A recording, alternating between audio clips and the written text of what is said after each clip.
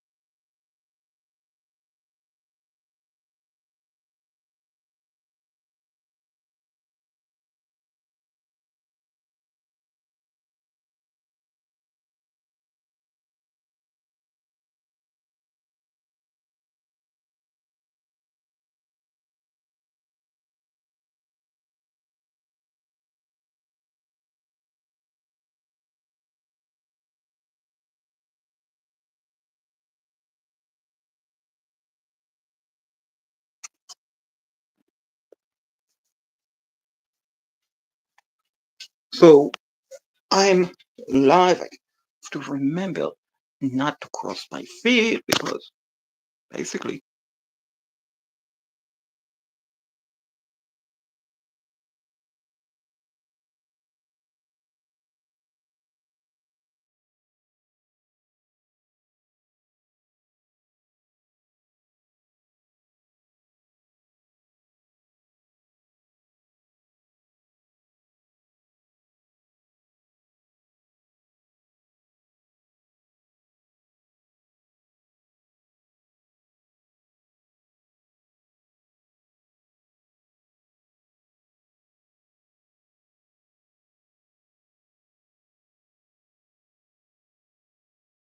hey, good evening. How you doing, my friend? Good evening, girl. Good evening, ladies and gentlemen. You guys want to see something magic happen? What's up, Abdullah, pardon me. Look at what happened, ladies and gentlemen. I'm streaming live on my cell phone, but I'm recording it live on the camera. So here I am. This is me on the camera, which afterward will go to YouTube. So magic. So I'm live on my cell phone for the YouTube show, but I'm also recording it live on my camera. That is what you call magic.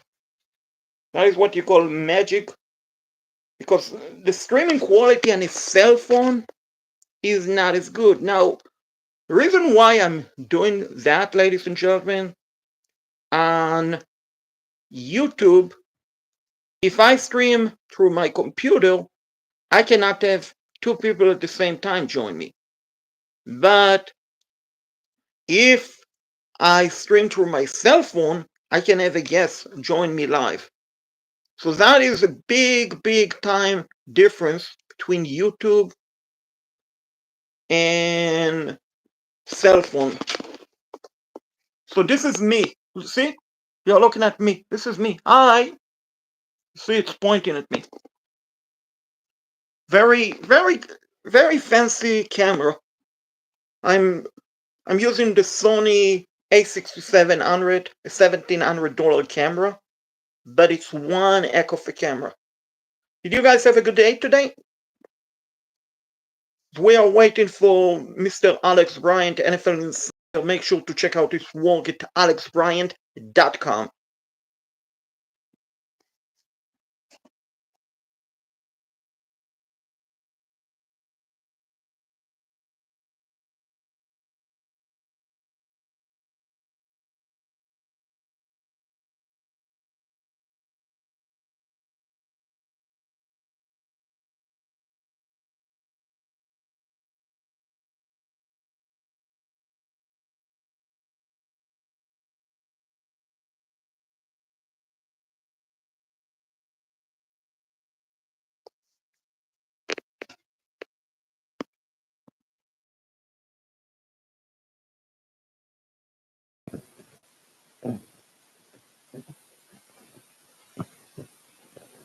Yo, what's up?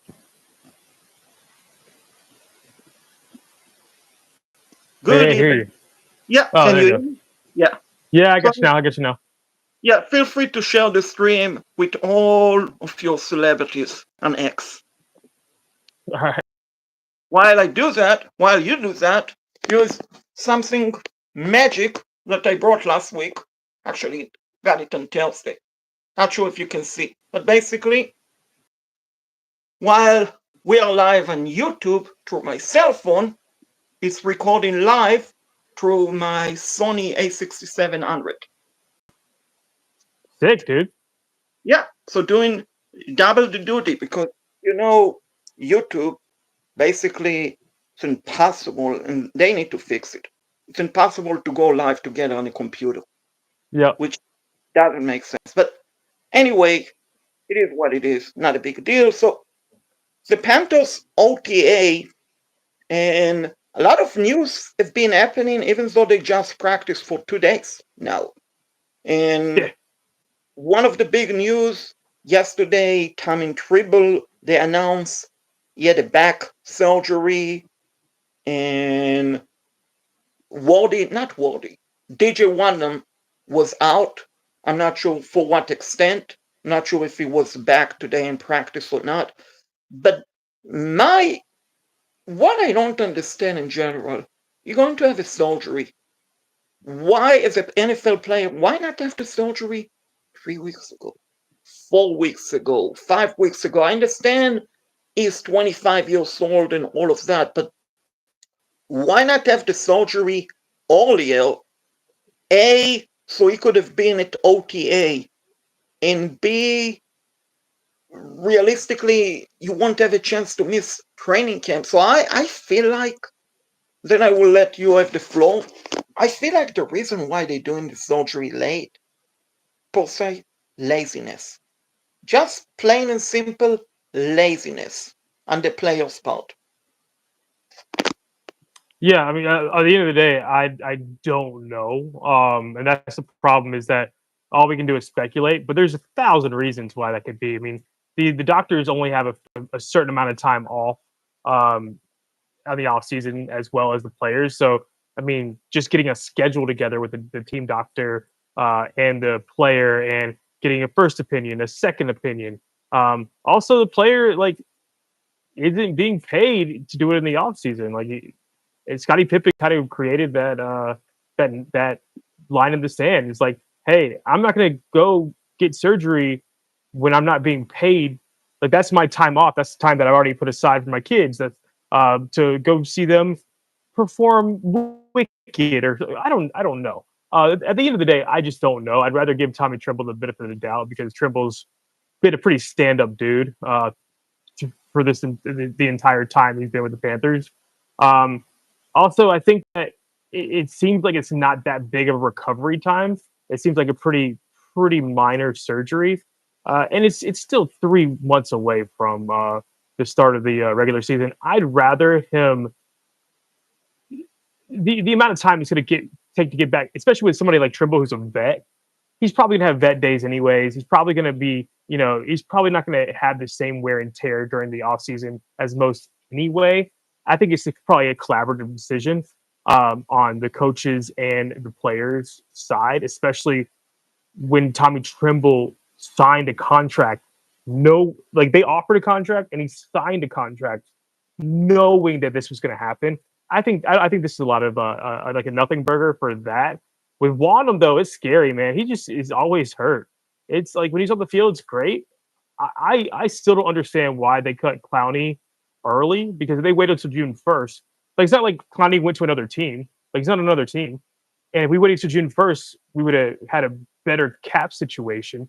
So the Clowney move is weird because now we lost depth on the defensive, the outside linebacker front, and Wanham is hurt again. That's more scary to me than Trimble. I think Trimble is. I think it's more of a nothing burger. Right. The things that's scary about Trimble is that it's a back surgery, and that is the thing. What's up, San Diego? And just to show you San Diego and everyone else, or just let me do that quick second. Basically, doing it which is fancy. I mean, you're laughing, but this is a $1,700 camera. Yeah, dude, that's more than I got.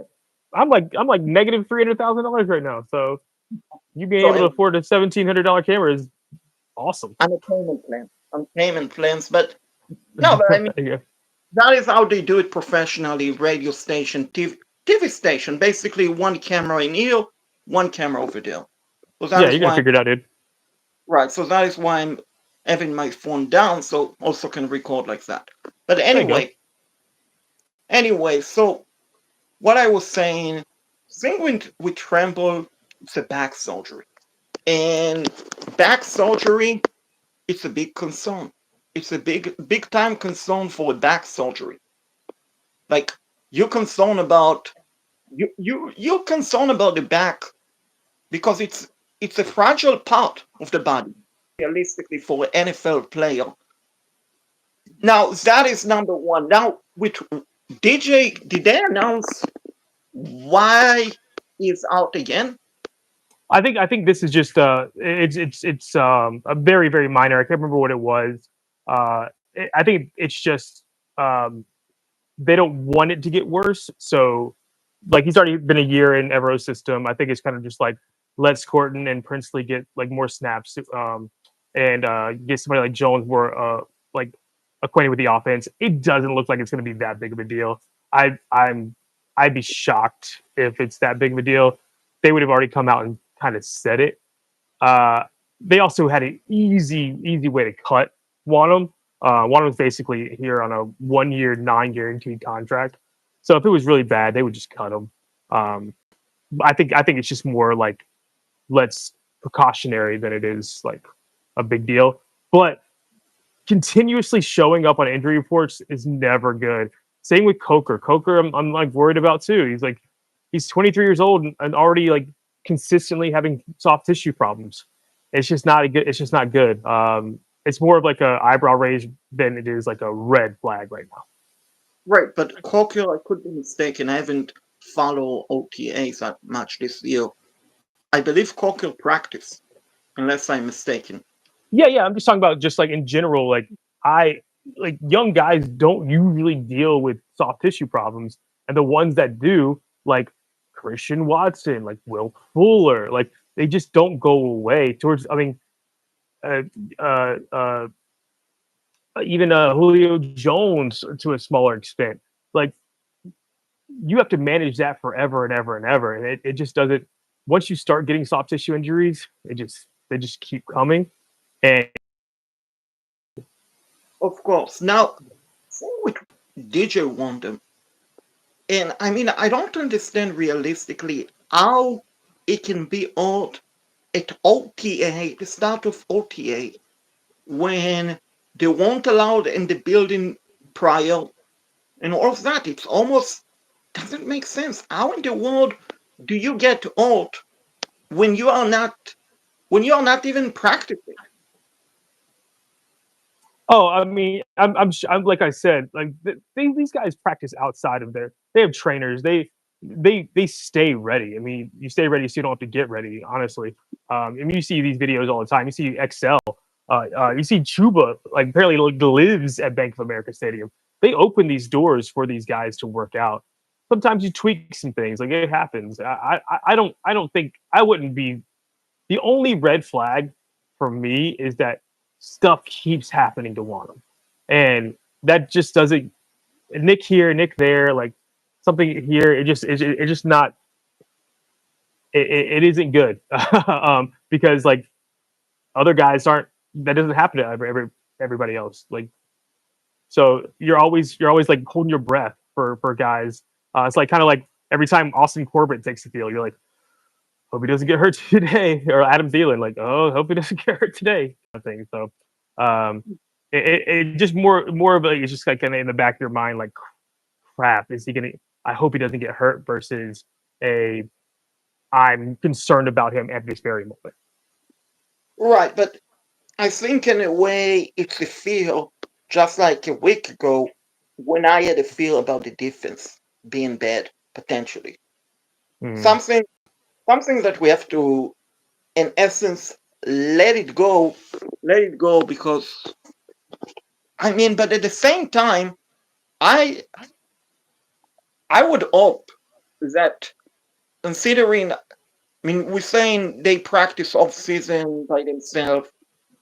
Maybe I don't know. Are teams I mean there is a certain time during the off season the teams don't allow basically players in the building. But are they allowed during the off season outside of OTA, prior to OTA, and all of that? Basically, be communicate like the trainer of the team, allowed to communicate with the trainer of the player. So nothing. no, That is good. no, no, they can't. They can't. They.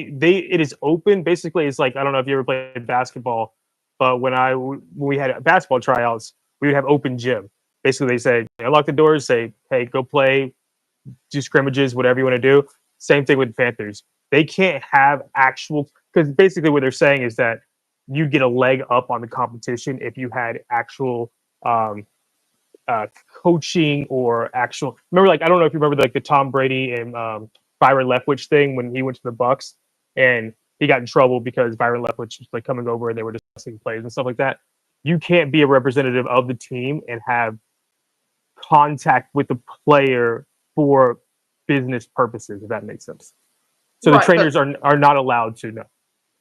I think they should make an exemption for every team, not just the Carolina Panthers, but every.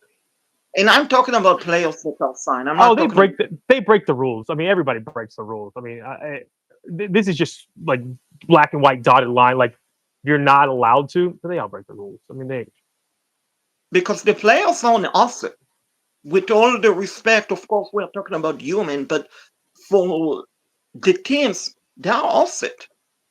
mm, And so they should literally, because the teams are playing hands, and the teams should basically be allowed to have access, like to watch what training they do, to communicate with the team doc, with the player doctor, trainer for the player, basically work on the same team, and that way, A, you will probably avoid injuries. B, if there are injuries during the off season, then the team know who is responsible. So in essence, let's say the team give a player instruction. This is what you're supposed to do. The player doesn't follow it and get injured. The player, in essence, even though there's CBA and all of that, player union, he can still potentially sue and all of that in case the team tried to cut him or place him on the IR or something like that. So it's a win-win in essence, and they should, and I understand they break the rule, but they should make it a rule. Basically, you want to have you will be allowed the ability to basically walk. Make sure to make sure that the players and the team are on the same page. Walk out. That way, you won't mm. be surprised when because I going I'm back sure to the I'm sure they give them workouts to do. I'm sure they give them like a sheet of like what you should do in the off season, just like I had when I was playing football in high school. I'm sure they give them that. They just can't be actually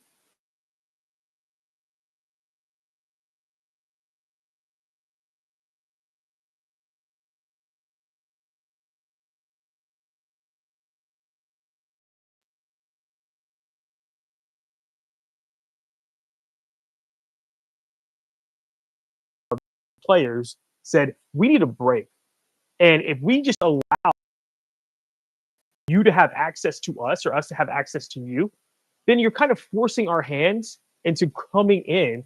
And the people that don't do it are going to be looked negative upon.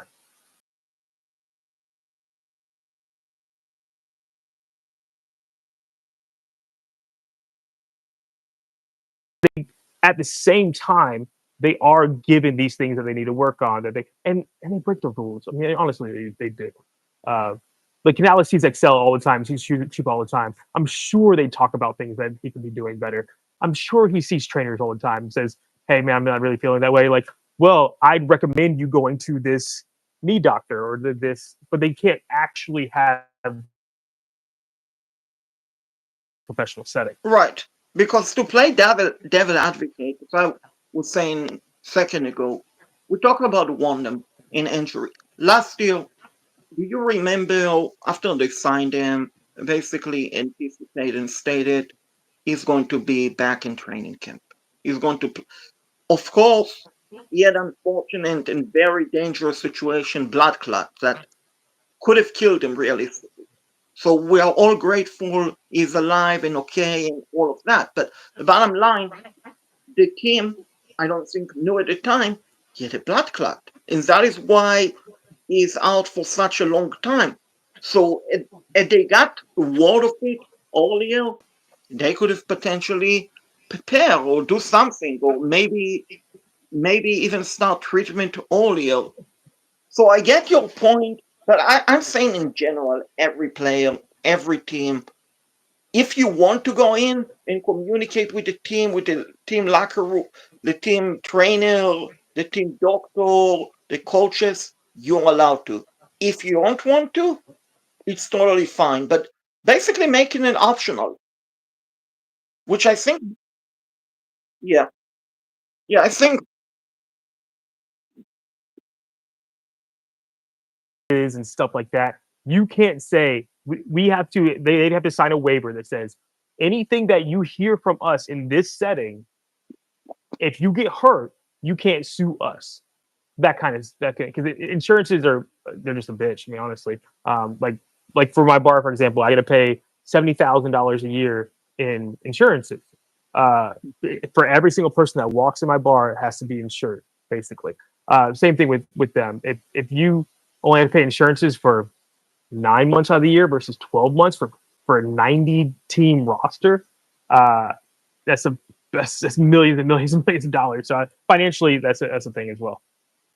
yeah. So it's all about bureaucracy in essence. It's all Correct. about insurance. If insurance wasn't involved, I think it would have been a better solution, but it is Correct. what it is. We mentioned last week, we mentioned about Justin Blackman and the sign him and all of that, and we stated to wait for OTA. So why have they not yet signed a safety? Are they waiting after training camp? No, they'll probably wait till training camp. This is a uh, basically. I mean, honestly, this is kind of like this is vets don't need to be the only reason the vets are there is to kind of like be there for the younger kids. This is basically introducing because you have the rookie mini camp and you have OTAs.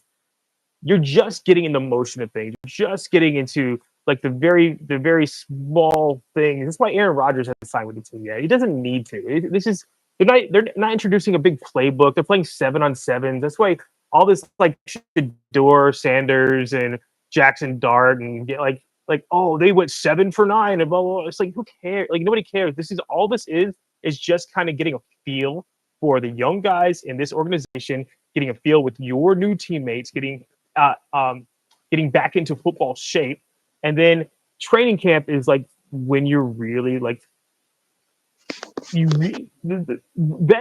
vets do not want to overwork themselves in the off season. That's why the oldest players have not been signed yet. Like Jadavion Clowney is, not, and that's what's so weird about Jadavion Clowney, but he hasn't signed yet. A lot of the older cornerbacks and safeties and stuff like that, they literally Dan Morgan said they're going to sign a safety in the offseason and that they would, quote, be aggressive about it. They're going to sign somebody. Like, everybody just needs to relax. And the last thing you want to do is say, hey, we signed you. Oh, also, you got to move to Charlotte and you got to like find an apartment and you got to be at OTAs the next day and like start yada, yada, yada. No, they want to be like, okay, I'm coming in on like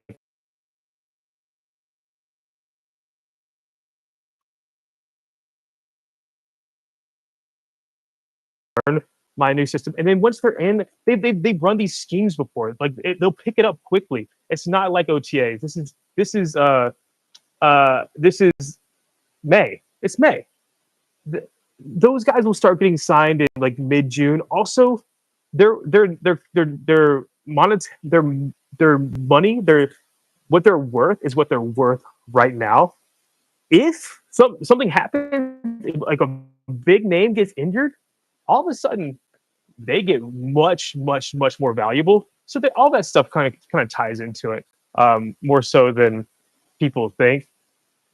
I think they're going to sign Blackman, and I think they're going to sign a corner, just because they have to. The roster just don't. They need people in the roster spots, uh, and there's too much momentum for Blackman that I'd be shocked if Blackman wasn't a Carolina favorite. Yeah, I'm sorry, I got distracted by the comment. I think you have a fan in EO. You have a oh my gosh, although I'm finally not busy. Good evening, Let's go, Etienne. Autumn Miller. I don't know I think, Autumn Miller. I think I call it Etienne, but that is me being I like the name dyslexic. though. I love the name Autumn. We were thinking of that for our daughter. Hmm. I like Right. Autumn. The name Autumn a So, lot.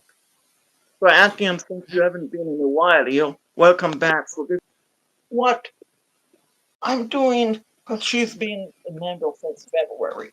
So talked about the camera, getting a camera in February, and I finally got a beautiful camera, Sony A6700. Anyway, so I cannot stream the TV because YouTube will not be happy about it. Trying to get there we go. Thank you, appreciate. Smash the like button if you haven't done so. Subscribe. Thank you, and share the stream. So done with the PSA. So in essence, right now they're basically scrimmaging. In essence, more or less. Yeah. I mean, yeah, it's the first like taste that these young guys. And you got to think about our team. It's all new dudes. It's all they mean. They're getting used to new coaches, the new practice fields. A lot of them are super young. They're learning like NFL protocols, like that sort of thing. It's May. It's May. I wouldn't. They are. I promise. One, because the cap says so, and two, because Dan Morgan himself, and I can share the interview where he said it. He said, we're gonna have to be patient, but when the time comes, we're going to be aggressive when he's talking about signing a safety. He's gonna sign it. Everybody just needs to relax. Yeah. We're the kings and queens of putting the cart before the horse with this franchise. Feel free if you're able to play it, just so people won't think we're lying. Yeah, I'll do it on Twitter later. I'm Oh, I have a whole video of right. No, I thought on this show, but another time. Another time. No, I think, Sam, you're referring to a different sport. Minnesota Minnesota might have a chance tonight. I don't know. I think it's over. I think OKC is going to advance. And I think the Pacers will advance, which I'm not sure what happened to Alex. sorry. My wife was calling me. Oh, Anyways, I can share it, but I have everything he was going to do, and he did it. Except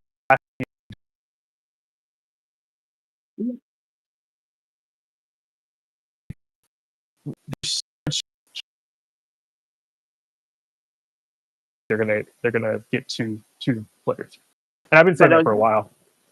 I know, but are you not afraid that in case they wait so long, that someone else will snag them? I know we mentioned other teams don't have a lot of needs, No, but the way I see it, and I know it's not Madden, but the way I see it is basically you have the ability, you have the cap, Why not sign basically a superstar? Even if you don't need it, just potentially to prevent an injury or something like that. That is my concern that potentially You say someone. you say why don't you sign a superstar? Yeah, I mean, some of them are very Uh, good. oh no Van no. Moon, When's the last superstar you've seen Panthers sign? Panthers don't sign superstars. Nobody. no, no, no, no, no, no, no, no. I'm not talking about the Panthers. I'm talking about Oh, in general, not the Carolina Panthers. The Panthers typically don't sign superstars, but I'm talking about very good free agency available right now. A team was already loaded, like the Ravens I mentioned a couple of weeks ago, the Bills, or someone else. They're already oh, loaded. they're yeah. They don't have money. They're out of money. What about the Pats? I know they're not loaded, but I believe they have a lot of money or Nobody wants to play for the Pats. Nobody wants to go to the Pats. I mean, you've except heard DK talk about it. Nobody. It's too cold. They don't like playing outdoors in the cold weather. Um, yeah, some of these franchises, like you can't unless you have Tom Brady. They don't want to go there. They don't. People don't want to go to the Pats, and they go there if you overpay, like Milton Williams and Stephon Diggs. They like significantly overpaid them, and they're like, okay, I'll come for this significant overpay.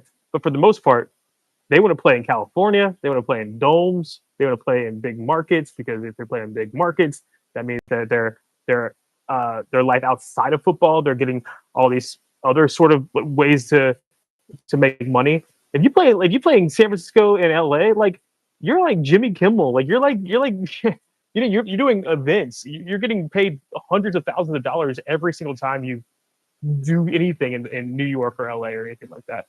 Which is why that's that's right, why they get free agents. right, which is why they go to LA. But I personally wouldn't characterize in the NFL standard San Francisco as a big time market, but maybe it's just me. But I think market wise, it's similar to Charlotte, San Fran. No, no, it's probably like what the top four richest cities in the U.S. Right. No, but San, Charlotte is number two, honestly. Charlotte is number two banking wise, but ahead of San Fran. But it is what it is. I mean, San Fran is a good market. Charlotte is a good market, but definitely sure, LA is the sure, Charlotte. Just think about the sports teams in Charlotte. Like yeah, Panthers have been trash. They've been in the playoffs 7 times since 1994. The playoffs 7 times. 45. The Hornets have been around since '89 and never made a conference final. They're the only team in the NBA that has never made a conference final. It young it's not just about the city, it's about the the history of the franchise. Of And course. you got to create that culture before people start when it comes like Detroit was a crappy franchise, and now they've slowly got that culture going. Now guys start wanting to go there. Right. Because of Dan Campbell. Yeah, exactly. So we need to create that before Charlotte is a kind of mecca or like players want to come here. San Right. Francisco's I been to the mean, Super Bowl 2 times in the past 5 years. right. City wise comparison, I think Charlotte is a better city than San Fran, but sport wise, I agree with you reluctantly. San Fran is Yeah, that it's because preference. they have more history. They have more history. They've been much. I mean, the Panthers, NFL standard, the Panthers and the Jags relatively are a young team. Relatively, compared to the 49ers, who I believe Yeah, have sure, been sure, sure, sure, for 200 years now. So sure. definitely the 49ers have more history, the Cowboys and so on, which I think is the reason why people refer to Dallas as America team, even though I personally don't get it. They are definitely not American team. They are Dallas team, but they are overrated team. They are bandwagon team, but they are not American team. So So Sam Mason says Hubbard a top four back, right? yeah, I just want to address this because it's, talent wise, absolutely not. But man, I don't know if I've ever seen a running back put the effort, the work in that has the dog in them. Like Chuba has done everything the right way to be the best possible player that his talent will allow. And so when you say top four back, I think he might can put top four numbers up this year as far as overall numbers. So I think that's a good question because there's two ways you can look at it. I don't think he's a top four talented back. He might be not even be a top 15 talented back, but man, he's got the most out of his talent of anybody I've ever, maybe any running back I've ever seen. So going back to Sam answer, who is your top five running back right now in the NFL? Talent wise, or like what I see as far as production. Production and talent wise, like power ranking, like they do with quarterback. I mean, yeah, who I'm most confident next year will produce when they're on the field. I think you got to go. Bijan is probably my number one. Um, Saquon's probably my number two, only because Saquon put so much on his body last year as far as like usage. I just don't see him be able to keep that up at 27 years old. Uh, I'd probably go Jonathan Taylor number three, and then I gotta take rookies out of it because I haven't seen him yet. I mean, Genty is just a an insane talent, but Chupa's in that conversation of like the next tier after those three, in my opinion. And granted, people you can kill anybody for running backs. There's a lot of like depends on the offensive line, the play calling, all that kind of stuff. But would I rather have right now? Would I rather have like Amari and Hampton or Chuba? I'd rather have Chuba honestly because I know what I'm getting. Right. The same with the Chuba over Gentry. I mean, Hampton and Gentry on paper they look great, but this is He's really paper. good. I mean, this is. Yeah, I get it. I mean, C.J. Stroud, everyone crowned him. Anthony Richardson, It's everyone different. crowned. It's different. It's different. Genty is probably the most amazing. I mean, Saquon right there too. I don't know, but Genty is him, Zeke, and Barkley are the three most fantastic running backs I've seen coming out of college ever. Right, but here's the thing. I mean, I know it's a different sport, but NBA, we've seen in the past, players come out and everyone stated, Sure. oh, I mean, That's that's why you remove rookies usually. Yeah, I get it. Yeah, that is the thing. Now, you put Bijan ahead of Chuba, and I would put him behind Chuba. And big reason why Bijan is sharing the load with Algier. So it's not a pure number one running back. I mean, he's very good at catching, he's very good running the ball sideways, but north to south, you have Tyler Algier, who's a tough beast. And you mentioned Saquon, I think he's fantastic. I would honestly put Jonathan Taylor ahead of Bijan because let's be honest, the yeah. Colts. Those three, then, like you can rank them however you want to. Yeah, but I didn't mean to interrupt you. But I wouldn't. I don't mind having Taylor number one in that situation. Right, because basically the Colts, if they don't have Jonathan Taylor, their offense would be the worst in the No, NFL no, I agree. without it. So I mean, realistically, I honestly don't know who's going to be their starting quarterback. Which, luckily, it's not our problem, but it's going to be Riley Dan. Leonard, baby. So you don't think Daniel Jones No, it's gonna be Daniel Jones. or Richardson, or you don't think Richardson? You think they're giving up on him? Nah, that. Well, Ursay died, and Ursay was the one that benched Richardson. I don't think people. I talk about this all the time. Don't think people understand how insane it is that Bryce was benched and was able to come back and be fantastic. Every other first round quarterback that gets benched just collapses. Mac Jones, Kenny Pickett, uh, uh, Josh Rosen, I mean Sam Darnold. Like eventually he might be good down the road. Trey Lance, like these guys that if you get benched and you're used to being at this insane level, you usually collapse. Like you usually lose all confidence. You're worried that you're going to get benched again. It's hard to get that back. I, there, I That's why I'm just like it is insane that Bryce came back and was that fantastic. And I think people really, really need to sit down and think about how insane it is that he did that because no other quarterback has been able to do it. And that's why I think that Richardson's not going to be able to do it.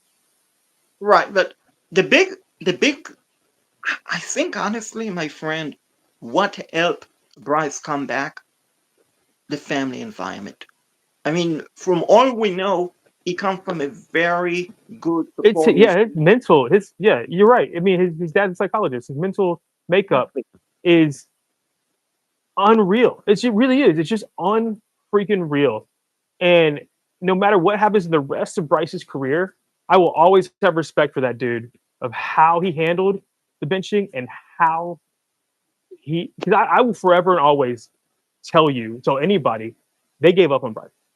You don't bench a first round pick in the first 3 games of his second year if you don't let him play through it. Like they were done with him. And he got his chance, he got his shot, and man, he it's amazing. It really is amazing. I think people need to just stop and think about that more because it is absolutely incredible how his mental makeup allowed him to come back the way he did. Right. No, I agree with you. And don't get me wrong. I really like Bryce. I mean, he seemed like a great dude, a great person off the field, a great kid. I mean, literally, he's a kid, a great kid off the field. But in a way, I don't blame them for benching him because he was terrible. But we talked Yeah, about so it. was Andy Dalton though. Everybody was terrible with that team. You know where he was terrible, and it's not his fault mentally. Talent wise, I mean, we talked about it in the past, but I think it's important to bring it again. This were tuning in or don't remember. I mean, he played scale. I mean, his rookie year, they played against the Colts. They played against the Colts at home. Bank of America Stadium, not a very good Colts defense, and Bryce made him look like Hall of Famer defense. I mean, he made bad throws Yeah, and it's every rookie though. no, Trevor but the Lawrence was same awful his rookie year. Peyton Manning was awful his rookie year. Rookies suck. Like that just happens. Like rookies, they play for terrible teams. except CJ Stroud, but once in a generation potentially. Yeah, No, but yeah. anyway, but Generation. who knows? Who knows? I mean, but don't get me wrong. I'm pulling for Bryce, and I'm very happy. But I'm saying at the time it was the right decision to bench him. They probably overloaded him with so many plays and so many stuff and all of Let's that, which let all right. So let's talk about this. Let's just. I just want to like. I just want to get my point across for this specific thing. So sure. Canales comes in. This is what optically that we have from from everything. Canales comes in excited to work with Bryce. He gets hired to fix Bryce. He was quoted as saying Bryce doesn't need fixing. He said that he just needs to build something around Bryce. Every question he answered for the entire offseason was about Bryce. You know what? He gets new receivers that Bryce has never played with, i.e., Deontay Johnson. He gets Excel, Coker. He just gets new guys, a completely new offensive line with Robert Hunt, Damian Lewis. His center has never played center before.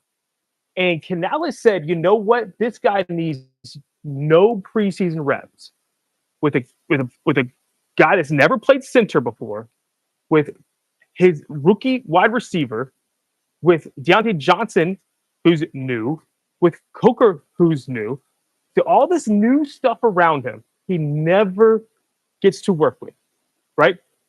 His first game he goes into, the defense doesn't make them punt.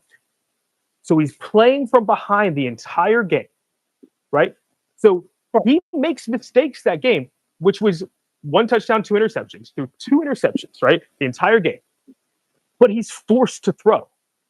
And because you have a very new offensive line, especially your interior, Alontae Taylor gets 3 sacks where he's not touched, right? He gets No one was winning that game. Like nobody. It is absolutely ridiculous to think it's on the road with a brand new receiving core, a brand new offensive line, and no preseason reps. Game two, you go against what ended up being the second best scoring defense in the league, and you throw one interception. So he's through two games, he threw one touchdown pass and three interceptions. Yes, you are not good, but you have a brand new offensive line, a trash defense, an all-time bad defense, and brand new receivers. After that game, Deontay Johnson said, "That's my dude." He's like, no matter what, that's my guy. Like he literally stands up on a table and says, "He's not the problem." And then it's reported later that Deontay Johnson's saying how incompetent the coaching staff is. Canales says Bryce is our quarterback, and somehow somewhere between 5 o'clock when Canales announces Bryce is our quarterback, he goes and has dinner with the team at 6. He gets on a flight at 7 or 8. It's a 2-hour flight from New Orleans to to Charlotte. It's 10 o'clock. He gets home. Let's say it's 11. He has to talk to his wife. He sees his kids, and after this whole day, he somehow watches enough tape that at 10 o'clock the next morning is ready to announce that he's benching Bryce. Just a It second. doesn't make any sense. Just a second. Sorry to cut you off. Actually, they announced that they bench him week 2 after the Chargers game. So home game. But after the Chargers game, he was Right. asked in his presser after the Chargers game, "Is Bryce still your quarterback?" And he said, "Bryce is our quarterback." The next day, after saying he watched film, which is we know is impossible as far as like the timeline goes, something was fishy. You don't play in preseason. You get a brand new receiving core, a brand new offensive line, a center that's never played center before, and after 2 games, you're like, "Nah, we can't do him." And then you watch Andy Dalton do the BS that he did against the Falcons and that he did against the Commanders, and you say, "You know what? No, that's our guy." It doesn't make any sense. It really like Andy Dalton was worse at the Commanders than Bryce was any game that he played. They were out of contention, and he still said, "You know what? We're gonna go with the uh, 38-year-old dude that is absolutely horrendous when we're out of playoff contention instead of our number 1 overall pick." It's ridiculous. Like Right. I just want to like make that very clear because when people say that he deserved to be benched, well, yeah, but so did anybody that played quarterback for the Panthers during that timeline. Right. But here's the problem. And here's why I partially agree with Canales when they bench him. Not so much the interception. I mean, the Saints game, it was horrendous. The team was horrendous. But my issue with the Chargers game, not so much the interception. I mean, you only had one interception, but look at the stat from that game. So many bad throws. Now, It's one almost like play, he's never played with these receivers before. Like I don't know. Like if you want to say look at those stats, look at Andy Dalton's stats against the Commanders. Commanders were like the 23rd best defense. The Chargers were the second best defense. Makes sense to not look good against the second best defense. For Andy to look like that against the Commanders defense, and you say no, Andy's still our quarterback. How does that make sense? right. Now, I mean, you make a good point. Don't get me wrong, but my issue with that Chargers game, and I still remember that play, which I think in a way basically decided why Bryce was going to be benched. They had a turn down, a fourth down situation, I believe. It was a fourth down situation, and Bryce escaped to the right, kept escaping, and he had a chance to throw the ball away or do something. And you hold on to the ball for over 7 seconds.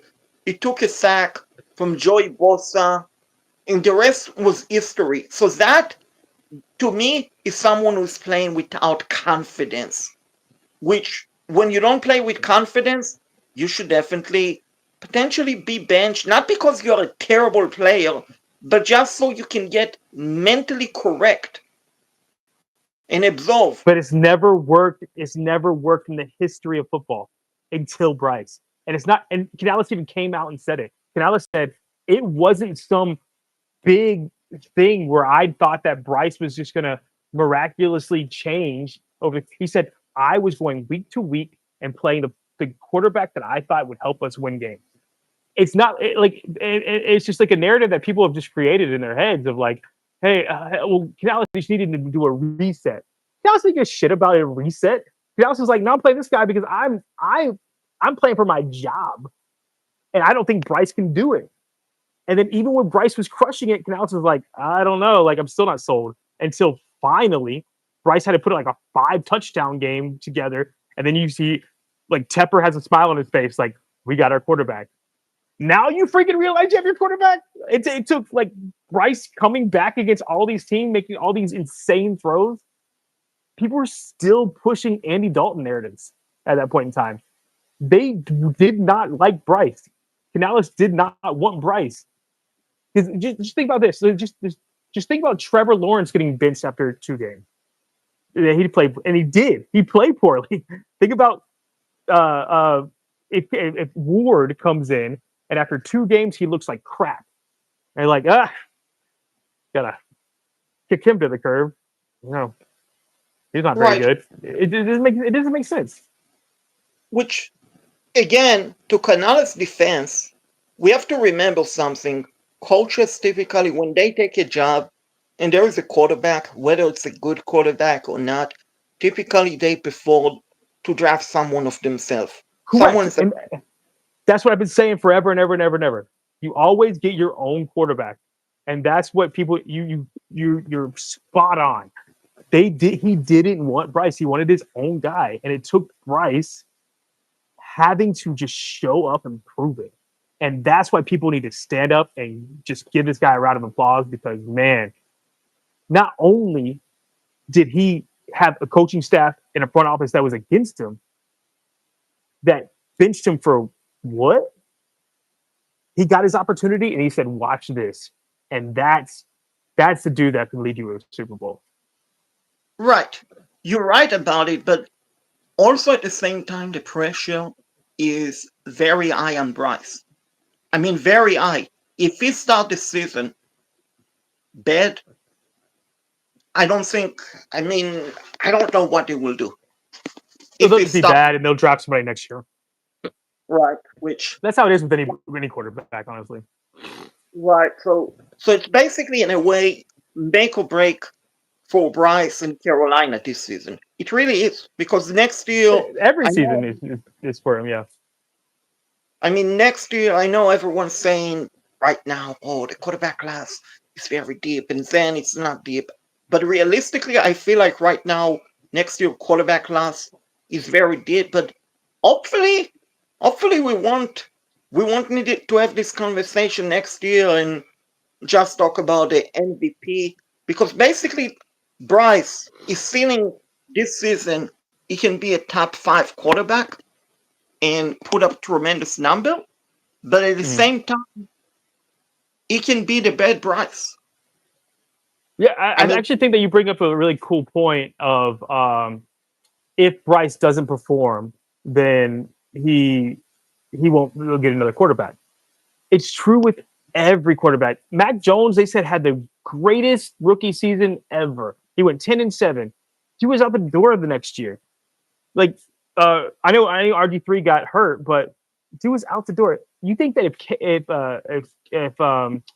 CJ Stroud, because CJ Stroud struggled mightily at the end of last year. You think if he has a bad season, they won't just be like, see, you. If you're the quarterback of a team, you gotta perform. You got. They're eating Deshaun Watson's contract to to for whatever. But like the Broncos were like, we'll eat Russell Wilson's contract to get rid of him. you gotta have consistency at quarterback no matter what level. The Jets were like, see you, Aaron Rodgers. Honestly, like it's you need to be consistent in that position. So it's not just Bryce, it's every single quarterback that exists in the league. Right, unless you are the Chiefs, the Eagles, the Ravens, the But they don't have bad seasons. Like that's the thing. Lamar doesn't have a bad season. Joe Burrow doesn't have a bad season. Mahomes doesn't have a bad season. well, Joe Burrow a year ago was okay. I He got mean, hurt. Yeah. yeah. No, but you make a good point. I'm hoping you will have Bryce will have a great season because basically, Yeah, we all are. yeah, I mean last year before the season people kept saying he's a bust. Which okay, it is what it is. But Yeah. if you want basically on social media this year, basically some are saying not very good, but most are saying potentially a top five, top 10 quarterback, which even if you finish in the top 10, that is a tremendous improvement. Overall, I'm talking about Oh, overall top. last 8 games of the season, he was a top 10 quarterback. Right. So if we can do it consistently, Yeah. like realistically, touchdown, interception, throwing yard, what do you think his numbers will be? Third down conversion. What, like a prediction? Yeah. Oh, I think you see. Who keeps talking about this? I think maybe John from One Carolina talks about this. I kind of agree to an extent. I think that he pushes a little too much, but I think it's more likely than not that you see MVP conversations for Bryce than you see bust conversations for Bryce. That said, I think you're looking at a season like Brock Purdy 2 years ago. Like 250, 275 yards a game, 2 touchdowns, consistent. So you're looking at, I would say, in the realm of 28 to 35 touchdowns, 10-ish interceptions, and 4,200 yards is probably what I would say.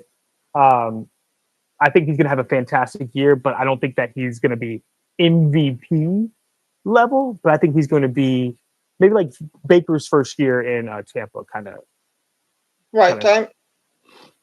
I'm thinking around 35 to 42 touchdown, but I'm also thinking 10 to 14 interception. Now, the throwing yard, you're saying 3,500 No, throwing I yard? said 4,200. Sorry. So I think I'm going to go less with around 3,000, maybe 2,500 to 3,000. And the reason why we have great running. I mean, I know we are loaded at wideout, but Canales, unless he's a line Canales, he basically stated we are going to be running the ball first. And we have, Yeah, we but are, you got to okay, assume that is our defense going to be good? Because in theory, we're going to be playing from behind because our defense is going to be bottom half of the league, unless you think the defense is going to be top half of the league. right. So that is a good point, but I'm also thinking to run the ball because if the defense is bad, you will probably want to run the ball to keep the defense off the field as much as possible. If the Sure. defense is good, then you might pass the ball more often. But we basically, like some teams, they have a tremendous quarterback. Like, for example, the Bills, they have James Cook. He's a very good running back. But their main weapon is Josh Allen. Mm. For us in Carolina, yes, we have Bryce. Yes, we have great wideout. But it's basically, I would venture to say, our offense is nothing without Chuba and Rico. If those two are not, Sure. so we cannot sustain injuries at running back. We Mm. cannot. So that is why I'm saying less throwing yard, more interception, more touchdown, roughly more interceptions than you did said. I'm saying 10 to 14, which is relatively high for a quarterback. But the reason I'm going with less throwing yard because I think Chuba and Rico combined can have around 1,500 running yard, reception, passing, maybe even 2,000. Because don't count out ETN. I think he's going to be very good, pleasant surprise. Just like I think Jimmy Orr Jr. is going to be a pleasantly good surprise. Yeah, but like what Derrick Henry had like 1,500 yards by himself rushing, and Lamar Jackson still threw for over 4,000 yards. So you can do both. I'm. It's so hard to make a prediction when without seeing how the play calls happen. But if you just look, you just got to put context clues together, right? If you just say, "Hey, who did they get in the offseason?" They got a touchdown maker in Tet, a downfield jump ball guy in Tet, and they got a speed guy for like basically downfield throws in Jimmy Horn. All that, and then you got a guy out of the backfield in ETN yards after catch. So he might not have 4,000 air yards, but he might have 4,000 passing yards because you get a little bubble screen to Oh, Xavier Leggett, who can go for like crazy. You can get jump balls to Tet. You can throw bombs to Jimmy Horn. Like it's. I'd have to before I can make an actual prediction. I have to see what the team looks like, and I have to kind of gauge how their preseason looks. of course, this is just primary, just like looking at the election result or election polls months and months. Eh, no, but this is just for fun. We will, of course, get to the meet and bond probably in July and training camp Yeah. and all of those stuff. So basically, I am curious as far as OTA. We mentioned that mostly they are rookies. What about the vet, like Bryce and so on? Are they in off season? Are players allowed to keep the playbook or no? Oh yeah, Absolutely. yeah. Yeah, they just can't. They can't. They can watch. They can do anything like an independent person can do. Like, let's say that I want to bench press 500 pounds, but I can't talk to my bench press coach. And but I know I can just do a bunch of push-ups, and I know I can, do this workout plan. It, you can do stuff on your own that you think or that's been told to you ahead of time if you want to get ahead of things. You just can't converse with people just because it opens up Pandora's box of, well, George comes in every day and talks to us about everything. Why aren't you here? Because it's a hostile work environment. It forces people that want to have their family life or work life balance. It negatively impacts them, which is just in general in corporate America as well. Um, People want to keep. Well, this person logs 100 hours a week. Why aren't you pulling the same weight as this? It's like, you paid me for 40. Like, come on. It's that kind of idea. Right, but so basically they keep the playbook. Now I'm presuming for a restricted, unrestricted, free agent, they probably don't get to keep the playbook. That is my presumption. Yeah, I don't think anybody gets the playbook totally. They'll get like partial, like they'll get like like schemes and concepts and that kind of stuff. The actual plays probably won't be installed until July when you're closer to having the entire team. But like, you don't know what your team is right now. You're just saying who fits within our scheme or concept, and then once you know the players that you're going to keep, that's when you start installing plays more. Also, because you know you're going to cut guys. Why would you give the entire playbook to your 90-man roster? We're going to cut half of them, and they're going to go to other teams like, yo, this is their playbook. That kind of stuff. You usually don't do your installs until you're close to your 53 man. Right. Well, I'm presuming some of the vets, well, I could be mistaken, but I'm presuming some of the vets, offense, defense, for example, Adam Finland, he probably has the entire playbook. Probably Bryce and some of the Yeah, vets, they probably have the entire playbook because it definitely gives them an advantage. But of course, yeah, but you got to change it every year. So say like your playbook is you're running out of three like your scheme, right? And you do 12 personnel. So you do two tight end set and two outside guys. Your two outside guys used to be Deontay Johnson and Adam Thielen. Now it's going to be Excel and David Legay. So your personnel has changed. So what used to be, I would have Adam Thielen run a a back like a go like whatever it is. I don't know. I can't do a dig or and then you had Deontay Johnson on post.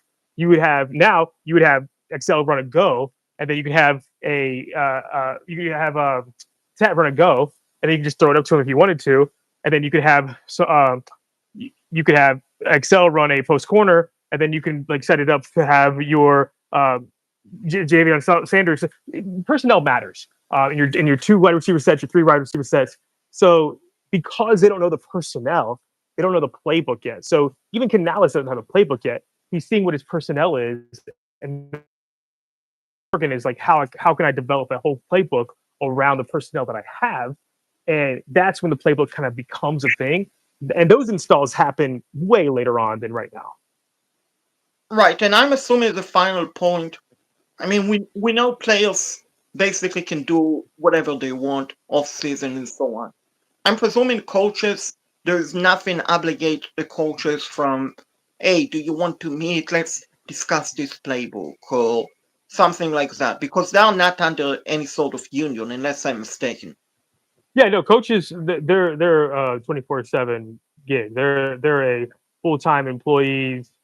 There, I'm sure there is a union, but that union is like, yo, you like you better like it's not as big of a union as the players have. The players union is like insane. Um, so basically, you're looking if like think about like quality control coach like Pete Carroll didn't give a shit if it was Canales, if it was whoever, as long as they would be there often. It's like an intern, right? And you have to Yeah. work your way up from that. That you you're you don't sleep like you don't you're an intern like basically until you're a head coach and you don't win games unless you are obsessed as a coach. Now, players, they have a union. You have to work around that. But you hope that you get players that are doing their own work on the side, which the Bryces of the world are doing. So basically, unless for holidays, they literally walk all year round, except for like Correct. after the draft, they might take like few days of vacation, and after the Super Bowl, like for Super Bowl parade and all of that. But Oh yeah, uh, I'm sure they take it. Yeah, I'm sure they take a nice day off, especially if they're in the Super Bowl. I'm sure they take at least a couple weeks off to clear their head. But then I mean, then you're doing draft analysis, and then, but I mean, if I had that job, I wouldn't take days off either. Like I love that kind of stuff, and these guys just love it, and they don't care about their days off. Players, their body wears down. Like they're in their 30s when their kids are growing up. They want to they have a they want to see their kids do things. They want to have vacations with their kids. It's much different than the coaches that are usually in their like 40s, 50s, 60s, where their kids are gone, off college, and that kind of stuff. right, It's just a different lifestyle. right. With Canales, I think it's different because he's relatively a very young coach. I believe he's 40, so Yeah, it's and he has pretty young kids too. Um, right. So it's more more different, and I'm presuming the same for GM, assistant general manager, Brett Keeles, and so on. They basically work, basically potentially even more than the coaches because they have to scout, they have to keep close on the sure, wire. they're all working 18-hour days. They're all they care about is winning football because if they don't win, they don't have a job. Of Honestly, course. And honestly, the most easiest job in football is owner because no one can fire you. Yeah, you can lose, but you will still make your money. You they're don't all have to win. narcissists though. They all want to win. They're all narcissists. They don't care about money. Like Dave Tepper is like what, top 40 like richest people in the world. He don't care Yeah, about money. He cares about He's a narcissist. He wants to win. which we all want them to win. Yeah. So, they're basically on our side. They're honest with the fans, but from a different perspective. We care about winning because it's the team and players and so on. For Uh, them, it's all about the money, the money. yeah. So that is the Always comes thing. down to money. Yeah. For any closing thought, it's been going on in a great show as always for hour and 5 minutes. Goes on so fast. But yeah, just to piggyback off your statement, it's I own a restaurant now, right? I would Yeah. love to do all sorts of cool things. I would love to do giveaways and that kind of stuff. But at the end of the day, it's a business. I got to make money, and that's how we should look at not look at Tepper because I think Tepper does get a bad rap. It's still a business. He still needs to make money at the end of the day. It's even though he's rich, it's still not a charity. Like you gotta separate that from anything. He doesn't. I don't like Tepper as far as like I, he's as nice and a good of a guy as a billionaire as a billionaire as I've ever come across, I've ever seen. Um, but we as Panther fans always give him are really harsh about him when he does go kind of above and beyond for the most part um, as an which owner. I So I agree with Ted Phillips going above and beyond, which we discussed in the past. And FX, what's up? So this is how we're streaming tonight. The what's up, camera. dude? I don't think they see you; they only see me. I love that you said FX. It's F-47. No, now they see you. No, no, no. The guy in the chat, FX. No, it's not FX. There's no X in his name. It's F-47. No, I know, but it used to be FX Oh, did it? back in Okay, gotcha. yeah, back in February. It used to be FX. So Oh, like the gosh. FX camera. Back Right. back in the So four back in 47. right. So back in 1947, which There I you go. don't remember what happens in. But anyway, I mean, Tepper, we give him out of time, but I believe he's a very generous owner, person. Yeah, I think a Again, lot of that has to do with Nicole. I think Nicole is just a really, really great person, a really good influence for him. Um, that doesn't mean that he's still not a dirtbag billionaire, but whatever. right. So yeah, it used to be FX. Now it's X and Dell. Okay, fine. FX, FXD, FXD. So smash the like button. We had a great time. We do it every Wednesday, which I'm sure next Wednesday. Yeah, we're doing. Thank you. Thank Dude, you. F-47, you made me smile. I appreciate you. So basically, just like the coaches, owners, the season goes on, so it does, because literally, as you can see, we are just in OTA, supposedly the dead period. The dead period, and still we had plenty to talk about an hour and 8 minutes. So just proof NFL, even though we don't have games, there's always news and stuff to talk about. Yep.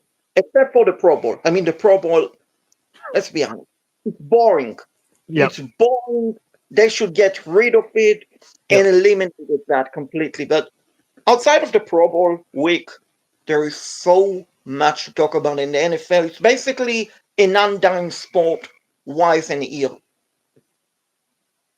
So in a way, I was going to say the final point is a way NFL is more busier than the NBA, ill-wise. Oh, dude. I I'm gonna just put this out there. I basketball was my favorite. I played basketball growing up. I loved the NBA. I can't stand the NBA now. It is an unbelievably bad product. And I'll just put that's just my comment for the time being. NFL has mostly stayed consistent and make pretty stupid rule changes and stuff like that. Mostly stay consistent. Baseball stay consistent. Hockey stays consistent. NBA, I don't know what they're doing. Like if it ain't broke, don't fix it. And they've just done all the wrong moves to fix it. So Yeah, NFL is always going to be king, even in the offseason. Yeah, NFL is the king. NBA boring, and I mean baseball to me.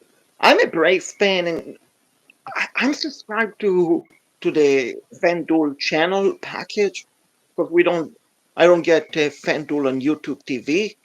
But anyway, even though I'm subscribed, and the season started in March, I honestly don't think I even watched more than two baseball games. So it's But almost like baseball is what baseball is good at is that they keep their fan base. They don't change too much. Like you just said, and I'll go even further with F47 here. Is that he said the late 2000s. David Stern took over the NBA in 1984. Think how amazing that 1984 you had the Lakers Celtics rivalry. You had the